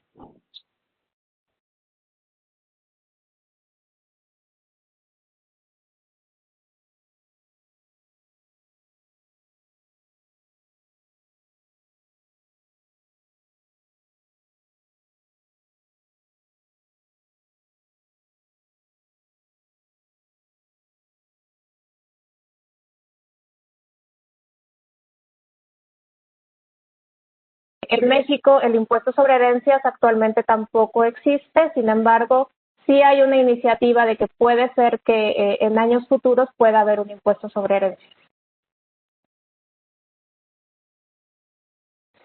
Ahora, yendo un poco a el primer punto similar a casi todo lo que hemos visto en el resto de los países es el poder definir si una persona es un residente fiscal o no es un residente fiscal. Y esto va a ser importante porque la manera en la cual estas personas van a gravar los impuestos va a ser diferente. Muy similar a todo lo que hemos visto hasta ahora, una persona que es residente fiscal en México va a tributar sobre ingresos de fuente de riqueza mundial, es decir, no importa dónde es que percibe el ingreso, tendrá que reportarlo en México, mientras que una persona que es un no residente únicamente va a tributar sobre el ingreso fuente de riqueza mexicana. Las personas que son residentes fiscales en México tienen la obligación de presentar pagos de manera mensual a título de un impuesto anual y en adición tienen también la obligación de preparar una declaración anual, mientras que los que son no residentes consideran que los pagos mensuales que vayan haciendo del impuesto son impuestos definitivos y no hay una obligación como tal de declaración anual para las personas que son no residentes. Las tasas del impuesto también son diferentes entre uno y otro. Las tasas del impuesto de una persona que es considerada residente fiscal son tasas progresivas que llegamos hasta un 35% cuando tienes alrededor de 3,5 millones de pesos mexicanos, ya estás dentro de esta tasa máxima. Y cuando estamos hablando de un no residente, las tasas van hasta un 30%, entonces tiene una tasa más amigable un no residente que un residente fiscal. En cuestión de seguridad social, la seguridad social ambos tienen que pagar mientras estén trabajando con un patrón mexicano, van a tener la obligación de pagar impuestos, más bien contribuciones al Seguro Social mexicano y estas contribuciones se enteran a través del patrón. De la misma forma, si es que tanto el residente como el no residente están en una nómina mexicana o un shadow payroll en México, va a haber un impuesto adicional, un impuesto sobre nóminas, que son impuestos estatales que van entre un 2 y 3% dependiendo del estado donde estén trabajando. Podemos continuar, por favor. Siguiendo un poquito con las obligaciones, como les decía, un residente fiscal en México tiene la obligación de presentar una declaración anual a más tardar el 30 de abril. México típicamente no tiene extensiones. El año pasado sí hubo una por tema de COVID, que fue al 30 de junio, pero es bastante atípico que esto suceda. Casi siempre la fecha es inamovible, que es el 30 de abril.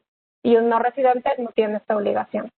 En cuestión de pagos provisionales, como decíamos, si es que están a través de una nómina mexicana, una fuente de riqueza mexicana, ambos van a tener la obligación de presentarlos. Ahora, si hay salarios que son fuente de riqueza del extranjero, únicamente el residente en México es el que tiene la obligación de presentarlo y no el no residente. Ahora, en cuestión de registros fiscales, el registro fiscal en México es el RFC o el Registro Federal de Contribuyentes. Los residentes sí tienen esta obligación de obtenerlo, mientras que los no residentes pueden no obtenerlo si es que el impuesto lo van a enterar a través del patrón a través del cual están trabajando, o si es que ellos lo van a enterar a título personal, entonces sí existe la posibilidad de que se registren, aunque lo más común es que los no residentes no obtengan un registro federal de contribuyentes. En cuestión de registros fiscales también, en México todo el tema de registros fiscales lo hacemos a través de Internet. También todo el tema de presentar declaraciones anuales se hace a través de Internet. Entonces, aquí los residentes fiscales evidentemente tienen que obtener este tipo de registros, que son la firma electrónica avanzada, contraseña y buzón tributario, y esta no es una obligación para los no residentes. Para los que se preguntan qué es el buzón tributario, básicamente es tener un inbox dentro de la plataforma del SAT en la cual se van a recibir todas las comunicaciones electrónicas. El fisco mexicano ya no emite típicamente los tax notices en papel, sino que todo lo hace a través de este buzón tributario.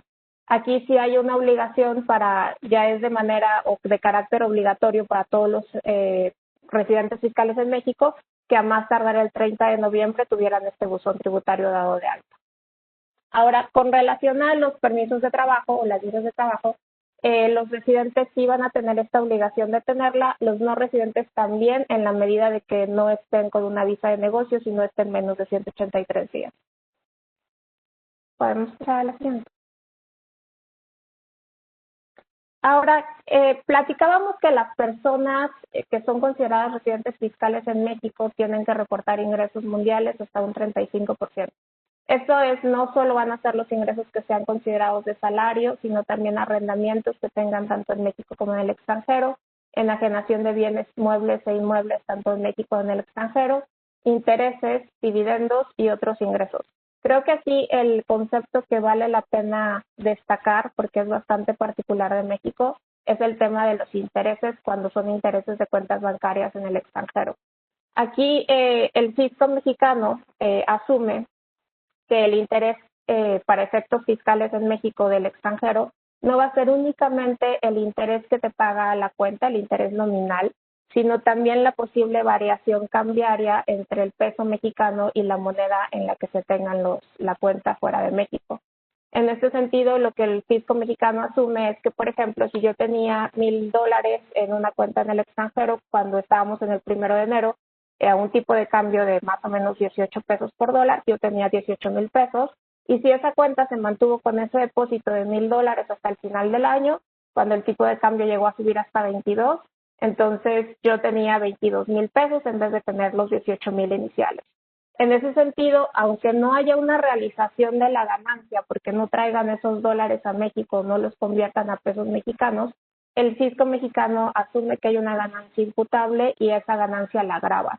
Entonces, este es uno de los temas que típicamente es un poco controversial cuando estamos hablando con los expatriados, el poderles explicar esta regla, de que no lo hemos visto que pase en otros países, pero en México es bastante particular, y la regla es que el saldo que tú tengas al 1 de enero de cada año se va a aplicar un factor que publica la Secretaría de Hacienda el mes de febrero del año siguiente para poder considerar qué va a ser el ingreso por intereses de cuentas bancarias fuera de México. En este caso, el factor para 2020 todavía no ha sido publicado. Esperamos, como decía, se publique en febrero del siguiente año, pero los cálculos que ha estimado PwC este año, que ha sido bastante difícil por toda la situación económica y si ha habido una depreciación del peso importante, es que el factor va a ser de alrededor del 6%. Los dividendos también tienen un tratamiento fiscal particular porque en adición al 35% que se pagan, hay un impuesto cedular adicional que es de un 10% cuando tú tienes dividendos que están típicamente fuera de México. Ese 10% se tiene que pagar de manera mensual y es en adición, como decía, al 35% que paga el resto de los ingresos. Siguiente, por favor. Ahora, ya platicamos cuál es el tratamiento fiscal para un residente y para un no residente, pero ¿cómo se determina la residencia fiscal en México? La residencia fiscal en México, podemos ir a la siguiente. Si nos enfocamos en un expatriado, que es un extranjero que está llegando a México, un inbound, en este caso, México, a diferencia de los países que hemos estado escuchando hasta ahora, no toma en cuenta el número de días que tú pasas en territorio fiscal mexicano para poder determinar la residencia fiscal. México lo que considera es si tú tienes o no tienes una casa habitación a tu disposición en México. Y esto no es que tengas que tener una casa de habitación que tú estés comprando, sino más bien que tengas una vivienda a tu disposición en México por el tiempo que vas a estar acá. Típicamente el momento que nosotros consideramos que detona la residencia fiscal en México es el momento en el cual se firma el contrato de arrendamiento para los empleados. Ese momento típicamente es el que consideramos a partir del cual es residente en México. Ahora, si la persona también tiene una casa habitación en el otro país, entonces vamos a tener que ver cuál es el centro de intereses vitales. Que centro de intereses vitales, para efectos de la legislación mexicana, lo define que es México si está dentro de México más del 50% de los ingresos que sean fuente de riqueza mexicana. Y aquí es importante, fuente de riqueza mexicana para efectos mexicanos no es quien hace el pago del ingreso, sino dónde lo está trabajando. Entonces, si está trabajando en México, aunque reciba el salario del extranjero, se considera fuente de riqueza mexicana. Si una vez que nosotros determináramos que es un residente bajo la legislación doméstica, tendríamos que ver si es que también pudiera ser que es un residente fiscal del otro país para revisar los criterios de desempate con cada uno de los países que tuviéramos tratado. México tiene tratado con alrededor de 50 países, entonces, pero típicamente se sigue una idea muy similar a lo que es la legislación mexicana también. ¿Podemos ir a la siguiente? Ahora, hablando de mexicanos en el extranjero, los outbounds, en este caso, una persona que es mexicana se considera que somos residentes fiscales en México, salvo prueba en contrario. ¿Y cómo vamos a probar lo contrario? Lo contrario es básicamente que puedas adquirir la residencia fiscal en otro país. Esa residencia fiscal es ya sea que lo probemos a través de una constancia de residencia en el otro país o a través de una declaración anual presentada en el otro país. O en caso de que no hubiera ninguno de estos documentos, cualquier otro documento que pudiera probar que somos residentes del otro país.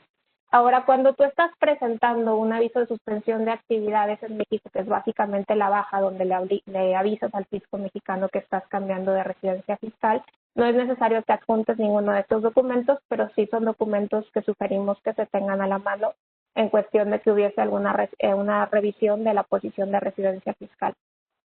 Ahora, si el otro país no puede adquirir residencia porque digamos que va a un país como tal vez Argentina, donde, como nos explicó Lilia, tienen que pasar hasta 5 años para que tú seas considerado residente fiscal, entonces en ese supuesto la persona se queda como residente fiscal en México mientras no pueda adquirir la residencia en el otro país.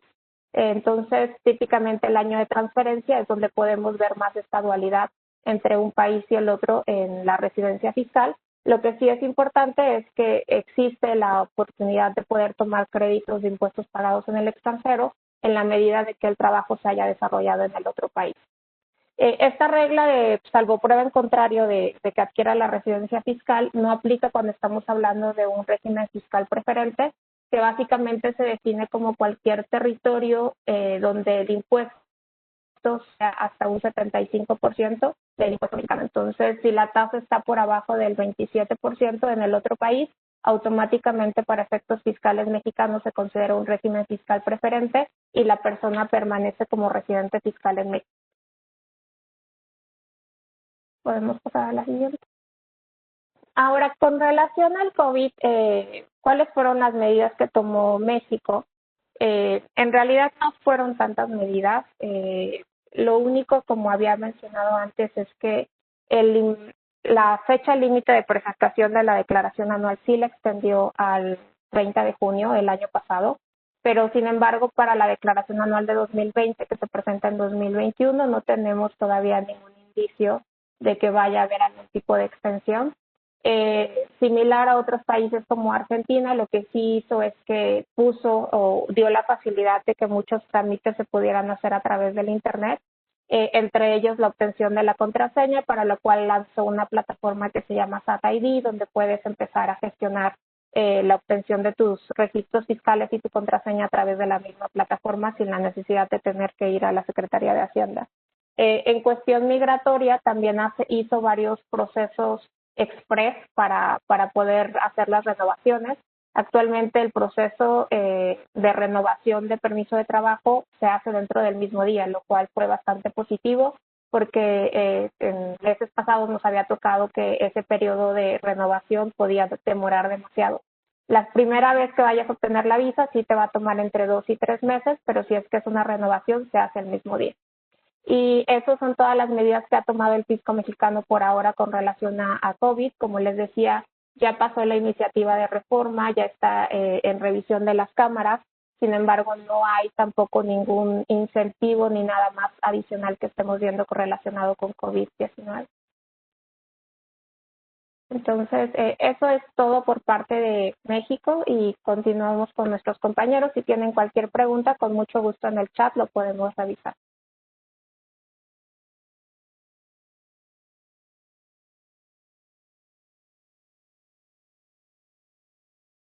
Muchas gracias, Alice, por tu participación. Ahora vamos a continuar con Panamá.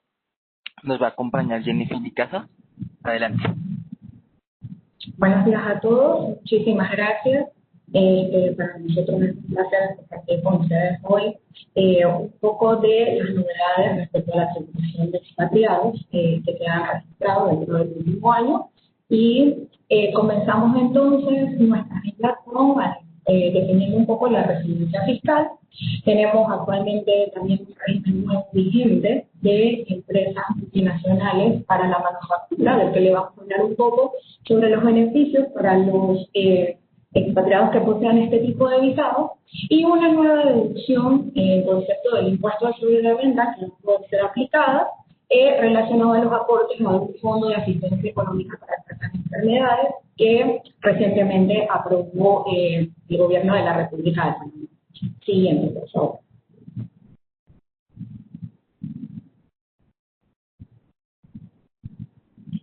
Correcto. Respecto al concepto de residencia fiscal para las personas naturales en Panamá, el Código Fiscal define el mismo, en su artículo 762 tiene, y en el que podrán observarlo que se aplica para aquellas personas físicas que permanezcan dentro del territorio de la República de Panamá por un término de 186 días, corridos o alternos dentro del año fiscal o el inmediatamente anterior. Aquí cabe recordar también que Panamá presenta un régimen fiscal de tipo territorial, en el que solamente serán sujetos a imposición los ingresos derivados de actividades que se realicen dentro del territorio de la República de Panamá. Es por ello que igualmente también se va a considerar para efectos de residencia fiscal que esta persona haya permanecido en la República de Panamá y haya establecido su vivienda permanente dentro del territorio. En el siguiente slide, por favor, vamos entonces a verlo gráficamente los requerimientos o los criterios que vamos a tomar en cuenta para determinar esa residencia fiscal. El siguiente, por favor. Correcto. Entonces tenemos el criterio de permanencia, que es el que ya detallamos previamente, que consistirá en la permanencia de 183 días. Esto puede ser comprobado por la autoridad tributaria mediante un sistema de movimientos migratorios que es expedido por la autoridad migratoria, en donde se podrán contabilizar los días de acuerdo a las entradas y salidas que tenga el expatriado registrado en la República de Panamá. Igualmente, el término de la vivienda permanente que deberá ser comprobada en el territorio de la República de Panamá. Esto significa que no necesariamente es a disposición, sino que también habrá una serie de factores que serán tomados en cuenta por la autoridad tributaria a fin de que la persona natural sea considerada como residente. Siguiente, por favor. Sí. ¿Cuáles son estos factores determinantes? La legislación los ha desarrollado por medio de una resolución, y entre los factores que se toman en cuenta está la disposición de la vivienda dentro del territorio de Panamá. La misma podrá ser de tipo rentada, podrá ser una vivienda adquirida, pero que sea con los fines, más que todo, es de permanencia dentro de la República. Igualmente, está el tema de los intereses económicos y los intereses familiares, que conllevarán en la parte económica que esta sea su principal fuente de generación de ingresos, o sea que aquí obtenga por lo menos un nexo bastante fuerte donde adquiere una parte de su ingreso en la República de Panamá, y así también un centro de intereses familiares que se podrá corroborar mediante los acompañantes que estén con él aquí durante su asignación, y si los mismos están también en condición de residentes igual al expatriado principal. Todos estos factores los tomará en cuenta la autoridad tributaria a fin de emitir una certificación o una constancia de que esta persona efectivamente se trata de un residente fiscal. Panamá, igualmente, para efectos de residencia fiscal, cuenta con una serie de convenios, siguiente por favor, para evitar la doble imposición suscritos, de los cuales podemos resaltar por su uso o por el mayor número de expatriados que nos llegan para asignaciones en nuestro país. Podemos mencionarles, por ejemplo, en el caso de América, de México, Y en el caso de Europa también tenemos los casos de España, Reino Unido o también Holanda, en los que se encuentran los más utilizados. Este certificado de residencia fiscal, del cual les he venido comentando, se solicita a la autoridad tributaria con todos los elementos probatorios respecto a la disposición de la vivienda y el centro de intereses vitales y económicos, y con este entonces podrá hacer uso de los beneficios de estos convenios de acuerdo a lo que disponga la legislación de aquel país, para obtener entonces los beneficios de ya sea un crédito fiscal o bien una exención de la renta ciudadana. Siguiente, por favor. Aquí entonces está la red de tratados completa que tenemos ahora mismo. Como destacamos, para América se encuentran Barbados y México, y el resto entonces se encuentran divididos entre Asia y Europa. Siguiente, por favor. En cuanto a las nuevas tendencias para expatriados, se ha creado recientemente lo que es el régimen de empresas multinacionales para la manufactura. Este régimen se crea más que todo para las empresas que se van a dedicar a la manufactura, ensamblaje, acondicionamiento, mantenimiento y otros servicios de tipo logístico que tengan relación a la actividad de la manufactura. Este régimen nuevo es muy parecido y tiene su génesis también en el régimen de sedes de empresas multinacionales, muy comúnmente utilizado también en Panamá por los beneficios fiscales que brinda para los expatriados bajo este régimen. Siguiente, por favor. Para este régimen, al igual que para el régimen SEM, hay beneficios fiscales para el personal con este visado, entre los cuales se encuentra que van a estar exentos del pago del impuesto sobre la renta, las cuotas de seguridad social y del seguro educativo sobre las remuneraciones que sean pagadas por esta empresa. Igualmente, dentro de este beneficio también se puede encontrar que los que gocen de este visado de sede de empresa para las manufacturas podrán, después del término de 5 años, contar con una residencia permanente en virtud del trabajo que hayan realizado. Entonces, de allí, al obtener ese estatus de residente permanente luego de 5 años, entonces se desvincula un poco lo que es la relación de la empresa con el expatriado, y él mismo ya puede sentirse libre de trabajar en otras empresas. Sin embargo, como ya es un residente permanente, él mismo quedará sujeto a todas las cuotas de seguridad social y al impuesto sobre la renta por los salarios y remuneraciones a las que se le devenguen o se le paguen. Es importante mencionar que este beneficio de la exención de las cuotas de seguridad social y del impuesto sobre la renta es solamente para el personal con visas migratorias bajo este régimen.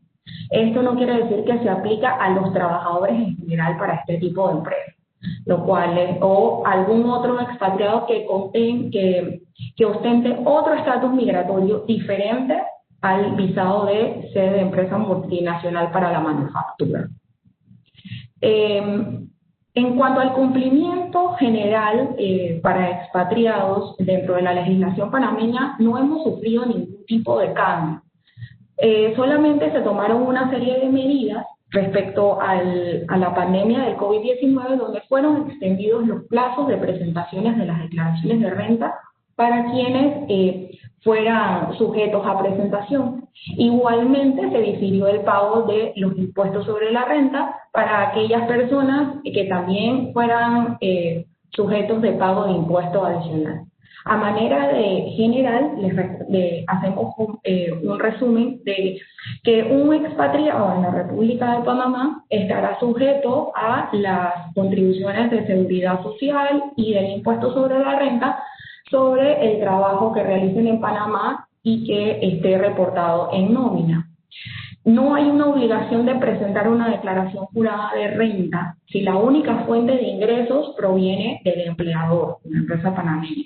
Si hay otra fuente de ingresos, entonces habrá una obligación de reporte anual por medio de la declaración jurada de renta que se presentará a más tardar el día 15 de marzo de cada año, con posibilidad de una extensión de un mes hasta el 15 de abril de cada año. Igualmente, para el pago de los impuestos, corresponderá hasta el 30 de marzo de cada año, y para este sí no existe una prórroga, salvo situaciones especiales que el gobierno considere en que deba diferir el pago del impuesto. Para efectos de aquellos expatriados que presentan una declaración jurada de renta a efectos de reportar ingresos adicionales al de nómina, o bien si desean recuperar parte del impuesto que ha sido retenido en nómina, se establecen una serie de deducciones, ya sea por gastos médicos, por intereses por préstamos hipotecarios no preferenciales, aportes a fondos de pensiones, y para este periodo se va a incluir también los aportes a un fondo de asistencia económica para tratar enfermedades que fue aprobado mediante la Ley 178 de 2020. Este fondo, que fue creado por el gobierno, se ha hecho con la finalidad de dar apoyo económico en los gastos a todas esas personas de escasos recursos que padecen de enfermedades y cuyo tratamiento médico no se puede prestar en instituciones médicas del país, sino que se hace necesario trasladarlo a otro país o bien someterlo a tratamientos especiales para su cura. Entonces, el gobierno dispone que estas contribuciones que hagan las personas naturales o jurídicas a este fondo podrán ser consideradas deducibles también del impuesto sobre la renta para el Estado. Si bien se establece como una deducción a la fecha, también se espera que para la declaración de renta del próximo año se establezca bajo qué rubro de donación estarán contempladas estas reducciones. Entonces, esto también es para tener claridad del contribuyente cómo podrá hacer uso del beneficio. A la fecha no se ha recibido ningún tipo de comunicación o resolución referente a cómo será tratado el beneficio dentro de la declaración de renta para el periodo 2020. Respecto a temas de seguridad social, solamente para resumir, no se ha dispuesto ningún tipo de cambio normativo para el próximo periodo o sobre este periodo, fuera el diferimiento de las cuotas de seguridad social, por lo que no se prevé tampoco que el gobierno haga cambios o haya algún tipo de avance diferente para el próximo año. Igualmente aclarar que Panamá no es signatario de ningún tipo de convenio para evitar la doble aplicación de cuotas de seguridad social, por lo que queda efectivamente grabado con cuotas de seguridad social todos aquellos ingresos, tanto en especie como en dinero, que devengue el trabajador de parte de su patrono, salvo las excepciones previamente establecidas por ley que serán consideradas como exentas que no serán consideradas como salario en especie para efectos de seguridad social o de impuestos sobre la renta. Bueno, para resumir un poco, estas han sido entonces las últimas novedades que hemos tenido respecto a la tributación de expatriados. Así que agradecemos al equipo de Colombia y bueno, les cedo la palabra entonces, Andrés. Muchas gracias.